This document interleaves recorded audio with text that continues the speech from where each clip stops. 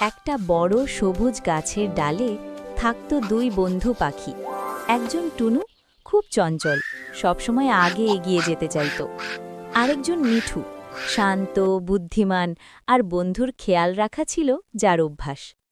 এক সকালে পরিষ্কার আকাশ দেখে টুনু বলল, মিঠু, চল আজ অনেক দূরে উড়ে যাই। মিঠু মুচকি হেসে বলল, চলো, তবে একসাথে থাকব। উড়তে উড়তেই হঠাৎ আকাশ কালো হয়ে গেল। জোর বাতাসে টুনুর দিক হারিয়ে ফেলল। ভয়ে কাঁপতে কাঁপতে সে ডাকল, মিঠু, তুমি কোথায়? ডাক শুনে মিঠু থেমে গেল। চারদিকে খুঁজে সে টুনুকে পেল ঝোপের পাশে বসে। মিঠু বলল, ভয় পাস না বন্ধু, আমি আছি। টুনু হাসল।